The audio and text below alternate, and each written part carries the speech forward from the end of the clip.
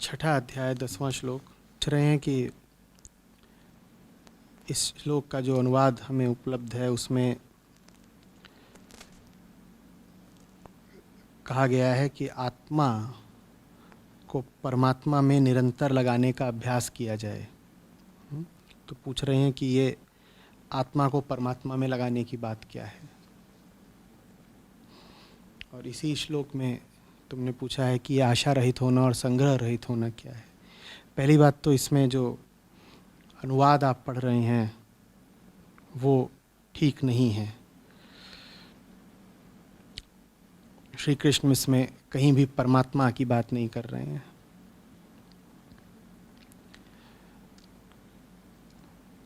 श्री कृष्ण कह रहे हैं कि योगी योग का अभ्यास करते हुए सतत आत्मा में ही स्थित रहे, एकाकी रहे और सांसारिक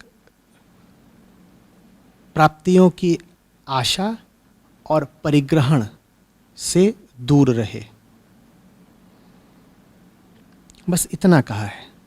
बाकी जो बात कही गई है वो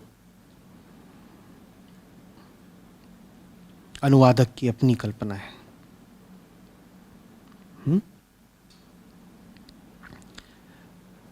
तो देवाशीष ने बिल्कुल ठीक कहा।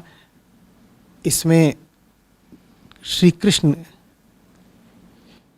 का उपदेश इतना ही है कि हाँ, मन आत्मा में ही लगा रहे, सांसारिक वस्तुओं की आशा और सांसारिक वस्तुओं के परिग्रहण की ओर न लगे। एकाकी रहो, और एकाकी रहने से तात्पर्य शारीरिक रूप से एकाकी रहना नहीं हो सकता,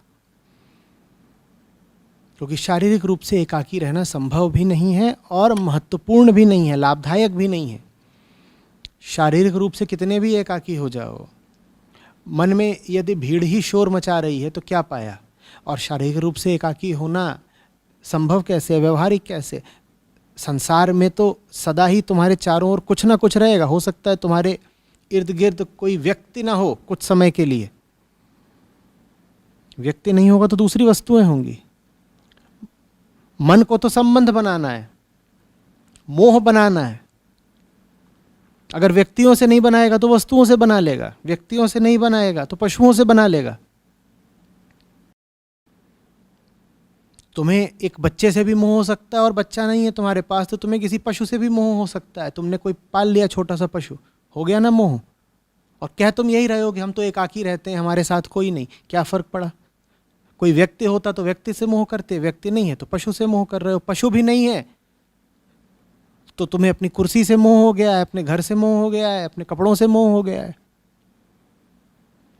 तो एकाकी रहने का अर्थ शारीरिक रूप से एकाकी रहने से या एकांतवास से नहीं है। एकाकी रहने का अर्थ है मन एकाकी रहे। मन के एकाकी रहने का एक ही आशय होता है, मन आत्मा में स्थित रहे, मन मात्र कृष्ण के साथ रहे। एकाकी मन एक कृष्ण के साथ रहे और किसी के साथ नहीं। संसार के जो बाकी सब हैं जो मन में छाए रहते हैं वो मायावी हैं। जो मन से ना उतरे माया कहिए सोए, कबीर साहब। मन में बाकी लोग घूमे ही नहीं। जितनी बार तुम्हारी मन में 50 लोग घूमने लग जाएं इधर उधर के, जान लेना कि पाप कर दिया तुमने। जितनी बार संसार की आवाज़ें तुम्हारे मन में घूमने लगे, संसार के लोग तुम्हारे लिए बड़े महत्वपूर्ण हो जाएं, उनका तुम बड़ा विचार करने लगो, चाहे राग में, चाहे द्वेष में, चाहे मोह में, चाहे मात्सर्य में, जान लेना कि गड़बड़ हो गई। एकाकी नहीं रह गए तुम।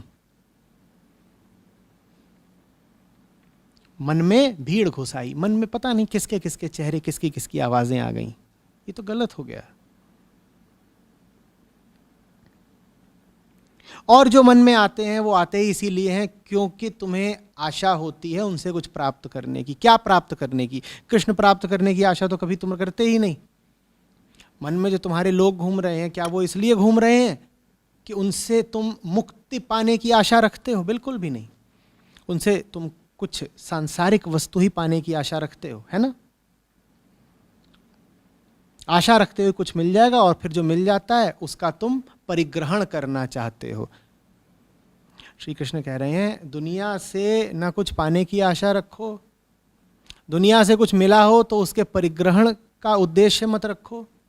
मन को एकाकी रखो, मन योगी रहे, लगातार मन का एक ही लक्ष्य रहे, मन का एक ही आसन रहे, श्री कृष्ण।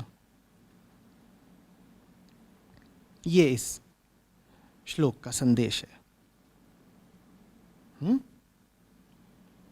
कितना सुंदर शब्द इस्तेमाल किया उन्होंने। कहते हैं निराश हो जाओ, आशा हटनी बहुत जरूरी है।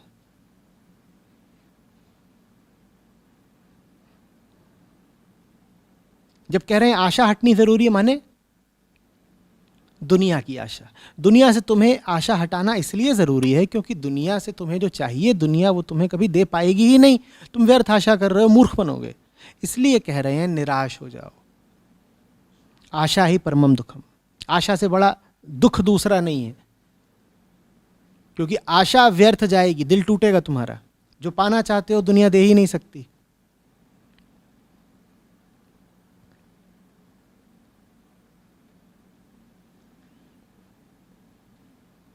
और दूसरी जगहों पर संत ये भी कह गए हैं कि साधो भाई करो राम की आशा। इन दोनों बातों को एक साथ रख दो तो बात समझ में आएगी। आशा करनी है तो बस राम की, दूसरी आशा करनी नहीं है। कितनी बार गाया ना तुमने भजनों में, दूजी आस न कोई।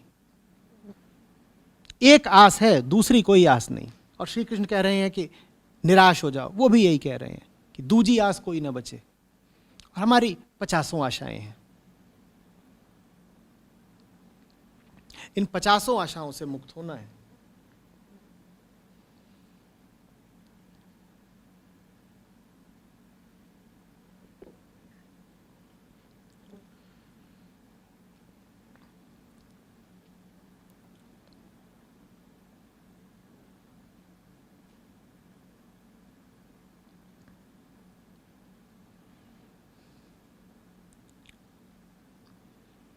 ये भी समझ में आ रहा है कि आशा और परिग्रह कैसे साथ साथ चलते हैं।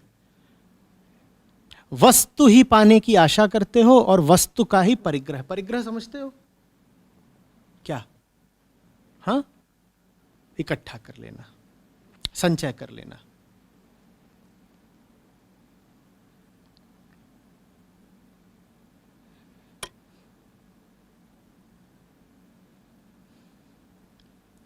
चीजें ही चाहिए, और अगर मिल जाती हैं चीजें तो चीजें ही संभाल कर बांध कर रखते हो। यह परिग्रहण है।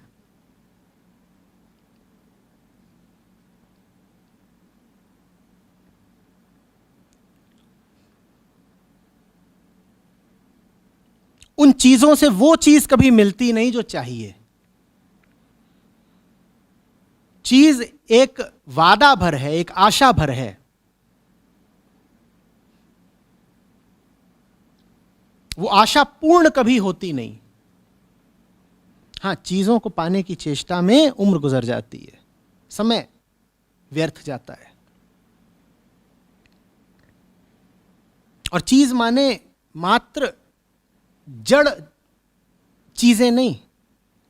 चीज माने यही नहीं कि कुर्सी, की मेज, कि घर, गाड़ी, जायदाद। वस्तुओं की कामना और व्यक्तियों की कामना में बहुत अंतर नहीं है। हम व्यक्तियों का इस्तेमाल भी तो वस्तुओं की तरह ही करते हैं ना। दोनों को हम भोगते ही तो है ना। जब तुम कहते हो कि तुम्हें कोई व्यक्ति अपनी जिंदगी में चाहिए, तो वास्तव में तुम उसका उपभोग करने के लिए ही तो उसकी मांग और आशा कर रहे हो। तो वो भी तो तुम्हारे लिए वस्तु ही है, उसका भी तो भोग ही करोगे।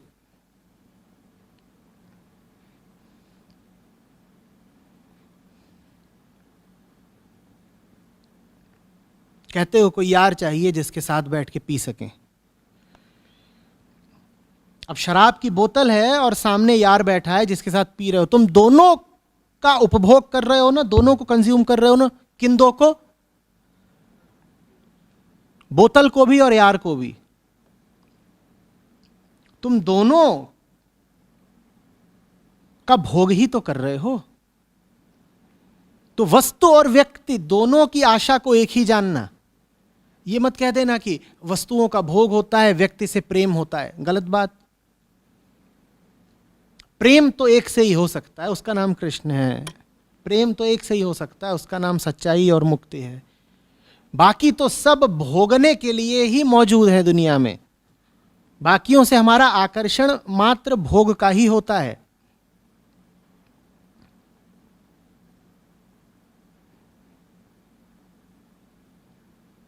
बिस्तर होता है, बिस्तर पर एक देह होती है, तुम दोनों को भोग ही तो रहे हो ना।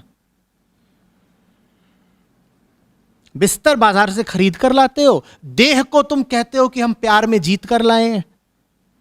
बिस्तर को बाजार से खरीद कर लाते हो और स्त्री या पुरुष की देह को तुम कहते हो कि प्रेम में जीत कर लाए हो।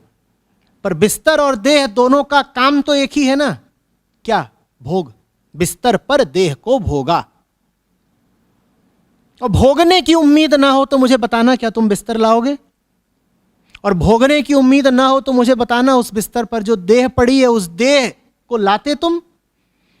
आज तुमको स्पष्ट हो जाए भोग नहीं सकते तो तुम्हारे कितने रिश्ते बचेंगे?